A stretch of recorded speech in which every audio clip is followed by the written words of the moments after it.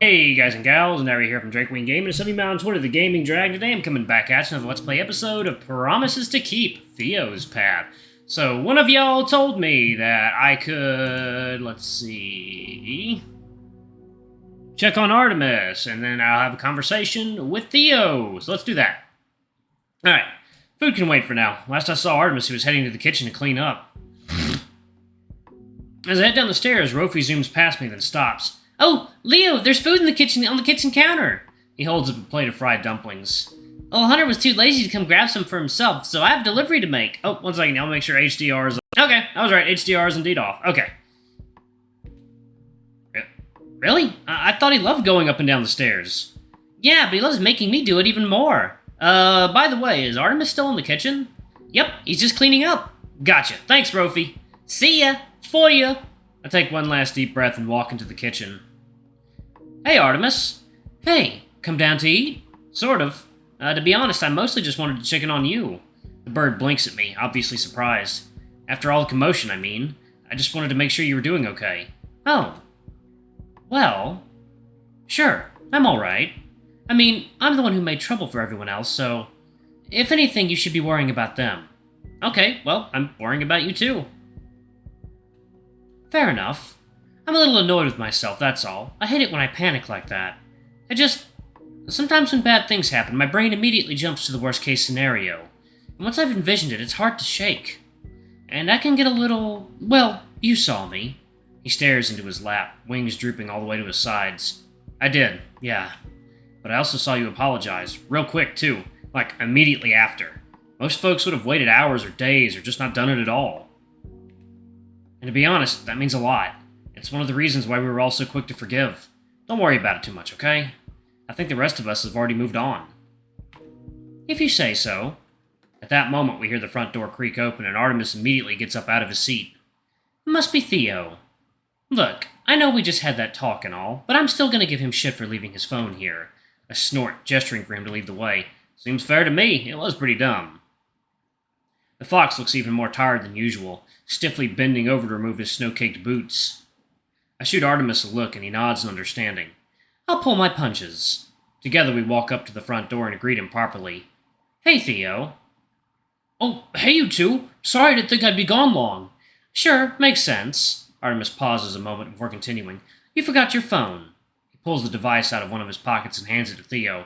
Yup, I realized that eventually, but I was in the middle of something I didn't have time to go back. Helping folks with shoveling, among other things. Have you eaten since this morning? Theo opens his mouth to answer, but his stomach beats him to it. He grins sheepishly. No? The bird sighs. Theo, I don't want to give you a hard time, but please, next time you go out, remember to take your phone.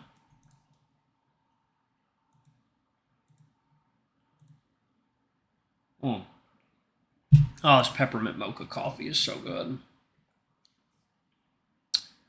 We had some issues with the breaker box today and had no way to get in touch with you. Theo's eyebrows shoot up. Oh, yeah, I'm afraid the wiring in this old house isn't great. Sorry. I was just anxious to get out there, that's all. It's fine, Theo. We just worry about you, that's all. You've got to take care of yourself, too. I left you a plate. It's at your usual place on the table. Theo opens his mouth to say something, then seems to change his mind. Thanks, Artemis. I appreciate it. Artemis nods, gives me one last smile, and slips away up the stairs. I'm guessing he wants to be alone for a little while. Now, just the two of us, Theo turns to me, clearly embarrassed. I reckon I got off easy, huh? Yeah, I think you did. He was being serious, though. We were all a little worried. I'm sure, but you all know I can take care of myself. A hint of irritation creeps into his voice. Of course you can. In normal circumstances, it would be totally fine. But you said it yourself yesterday. The storm is something else. Okay, you're right. I messed up. Sorry. Sorry for being defensive just now. His stomach growls again. But I'd appreciate it if any further lectures could wait till after I eat. I chuckle and gesture to the kitchen. Deal. As we walk in, I signal to the plate sitting on the table. You signal to the plate? All yours. You mean you gesture to the plate. Ooh, dumplings! The fox wastes no time digging in, the lines on his face softening as he eats his first substantial meal of the day. What about you, Leo? He pauses with a dumpling halfway to his mouth. Wait already, right? I hastily grabbed the dumpling pan off the counter and stuffed one into my mouth. You gave me that whole speech earlier and you hadn't eaten yet either? Sorry. I mumbled through a mouthful of dumpling. Wow, these are delicious, actually. Aren't they? I'm really gonna have a hard time letting Artemis go home. I nod in agreement and bring the whole pan to the table. You don't have to sit with me, you know, he says in between bites. If you'd rather hang out with the others, I shrug. I haven't seen you all day, and I wanted to hear how things were out there. Theo nods and gulps down a long drink of water. Folks are hanging in there. There's a few more houses I'm not completely sure about, but... He grins sheepishly and lowers his voice. I was starting to feel a little faint, to be honest. I didn't really eat breakfast either, just had a cup of coffee and half a scone. I know, don't look at me like that. Breakfast is usually optional for me, I'm just never hungry in the mornings, that's all. I never skip lunch or dinner, though, not when things are normal anyway. He pauses a moment and rolls his shoulders, grunting as the joints pop softly. Yeah, I guess I wore myself out today. A lot of folks needed help shoveling or carrying stuff. Maybe you should take the day off tomorrow. Theo laughs heartily and picks up his fork again. Okay. Oh, yeah. Oh, that pineapple bubbly water hits the spot. Maybe I should. It's pretty typical of me to be the only one working all day in a snowstorm. I realize that I have no idea what Theo's job is. Must be something lucrative with a house like this. If you don't mind my asking, what do you do for a living normally? Well, I'm afraid it's nothing fancy. I run a local maintenance company. You know, plumbing, electrical, HVAC, stuff like that. Normally we'd be busy around this time, but the storm has obviously put us out of work. Can't make house calls if the streets are buried. Cool, I guess it explains its huge house if you own the company. Theo blushes and scratches the back of his neck. Well, not so much. I could never afford this place under normal circumstances. This is my aunt's house, remember? Almost every nice thing I have I inherited from her.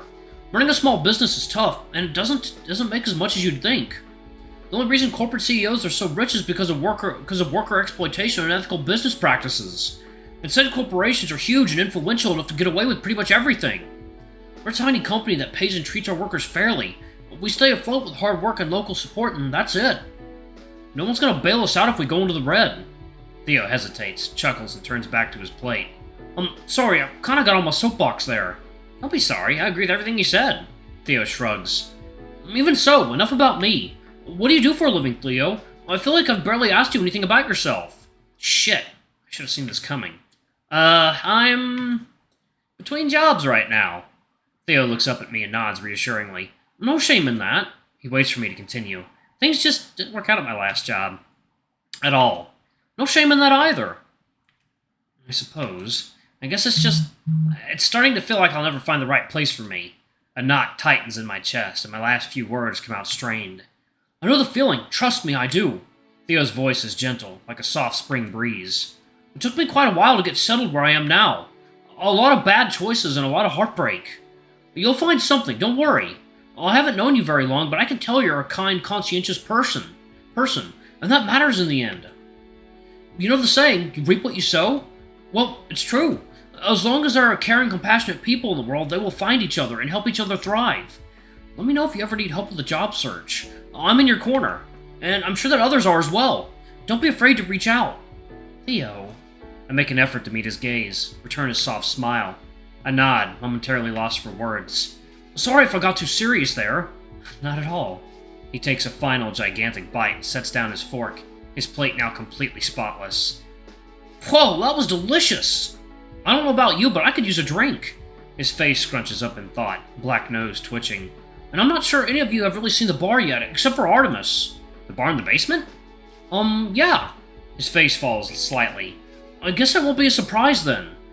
Well, I only caught a glimpse of it while we were figuring out the power situation, I add hastily. We haven't seen it in action. His eyes regain their sparkle and he paws around for his phone. Well, now's your chance then. I think tonight is a good night for a little celebration. Why not, after all?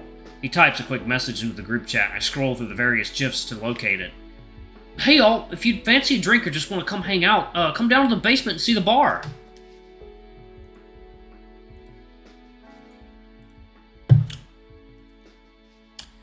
Here, you can be the first to really see it. Theo stands and motions me towards the basement door. I follow him down the stairs and Theo switches on the lights. I'd only seen a fraction of it earlier, so now I take my time to examine the space. It's a little chilly, but spacious and comfortable. My eyes are immediately drawn to the pool table by the stairs, complete with a sufficiently fancy lamp. Next, they focus on an old-fashioned jukebox, glimmering gently in one corner of the room, and finally a stately-looking movie projector and screen. The space is still kind of a work in progress. I keep meaning to furnish it more, but it's a pain and a half to get anything done down these steps. Anyway, the bar's over there. Theo walks into a corner and flips a hidden switch. Soft lighting illuminates the dark wooden bar and its matching shelves, packed with fancy-looking bottles, glasses, mixing equipment, the works. Mixology is a bit of a hobby of mine, so I like to keep this place well-stocked. Were you ever a bartender? I was, yes. Spent a few years at a friend's local place. He taught me everything I know, pretty much.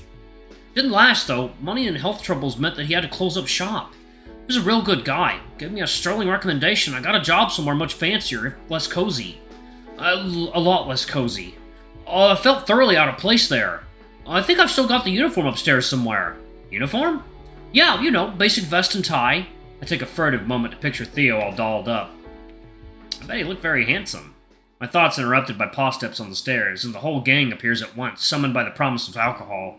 Theo punches a code into the jukebox and sets up shop behind the bar, smiling broadly at us.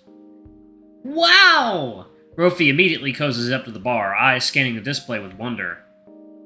Well, I can make pretty much whatever you'd like, as long as I've got the ingredients. So, any takers? Rofi's paw shoots up in the air, as if we were in class. Me! I figured. Well, what'll you have? I don't know, you pick. Something sweet, please. Theo blinks in surprise, then laughs. Okay then, how about an appletini? I don't know what that is, but sure. It's a martini, but it's got a sweeter apple flavor. I've never had a martini either, but I'm down to try. Okay, well, fair enough. Do you prefer gin or vodka? Rofi blinks back at him for a long time. How's about I just pick for you? Yes, please! How about the rest of you? Nothing for me, thank you. I'll just have water. Theo nods encouragingly. Sure thing.